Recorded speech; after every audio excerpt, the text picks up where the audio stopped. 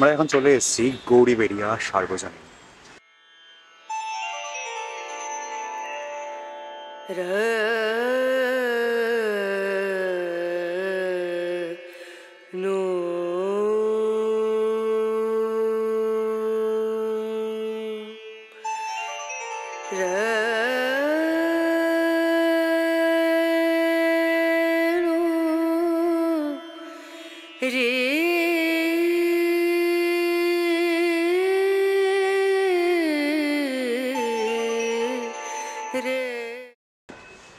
উত্তর কলকাতার অন্যতম সেরা একটি পুজো গৌরীবেড়িয়া সার্বজনীন।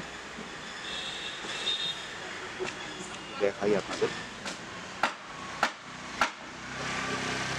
গৌরীবাড়ি অঞ্চলের উত্তর কলকাতার দেখুন কি সুন্দর মাটির ছাঁচে ইটের উপর কারুকার্য করে রাধাকৃষ্ণের মূর্তি এবং এটি কনস্ট্রাকশন তৈরি করা হয়েছে। এত সুন্দর কনস্ট্রাকশন তৈরি করা হয়েছে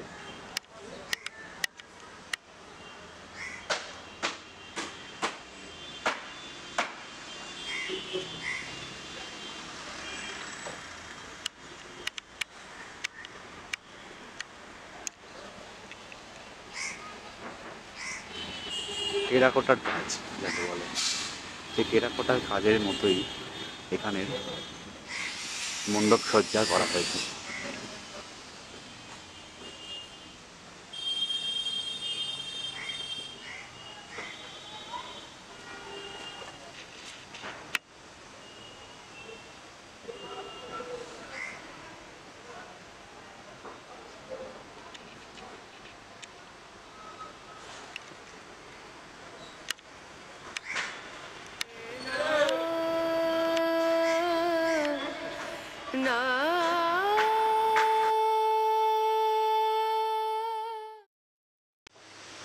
ভেতরটি দেখুন কত সুন্দরভাবে সাজানো হয়েছে। ওপরে একটি বাঁশের স্ট্রাকচার রাখা হয়েছে যেখানে হয়তো খড় বেছানো হবে।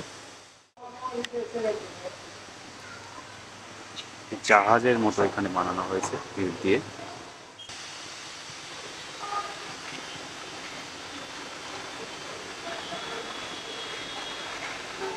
এখানে মায়ের মূর্তিটি সেটাও কিন্তু ইট বালি সিমেন্ট দিয়ে তৈরি এবং অদ্ভুত একটি মূর্তি তৈরি করা হয়েছে। এরপরে যখন আরও আলো আঁধারির খেলা হবে তখন কিন্তু অন্য রকমই লাগবে এই মূর্তি। মনে হবে কোনো গুহায় চলে এসেছি, সেখানে দেবীর আরাধনা হচ্ছে।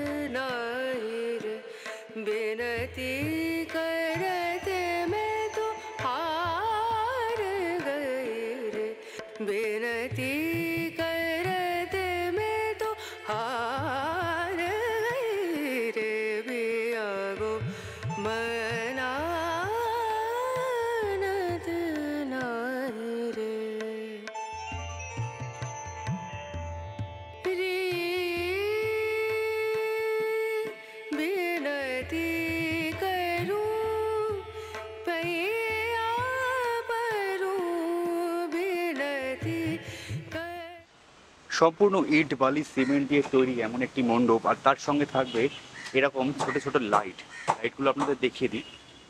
রাত্রিবেলা আসলে কিন্তু একটা অপূর্ব দৃশ্য তৈরি হবে, যে দৃশ্য কিন্তু আপনি ভুলতে পারবেন না। কারণ মনে হবে একটি টেরাকোটা শিল্পের মাঝখানে এসছেন, আবার কখনো মনে হবে একটি ইট দিয়ে তৈরি এত সুন্দর স্থাপত্য হতে পারে যেখানে এত থিম দিয়ে নজর কাটছে মানুষ। আর এখানে দেখুন যে মেন মানুষদের ঢোকার জন্য যে গেট করা হয়েছে, এটা হচ্ছে সেই গেট। এই গেট এখনো প্রস্তুতির কাজ চলছে। আর এই যে জাহাজটির লুকস, এটা দেখাই আপনাদের, যে জাহাজের মতো তৈরি করা হয়েছে। এবং এই যে যে বাড়িটি, যে মন্দিরটি তৈরি করা হয়েছে এখানে গৌরীবেড়িয়া সর্বজনীন, সেখানে দেখুন মাথায় একটা শক্তির প্রতীক রাখা হয়েছে।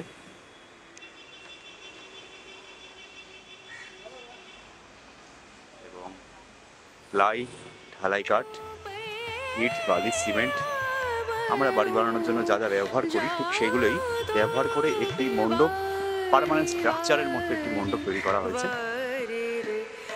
তা কিন্তু আপনাদের মন কাটবেই। এবার যদি আপনি উত্তর কলকাতায় পুজো দেখতে আসেন তাহলে এই মণ্ডপ কিন্তু আপনাদের মন কাটবে।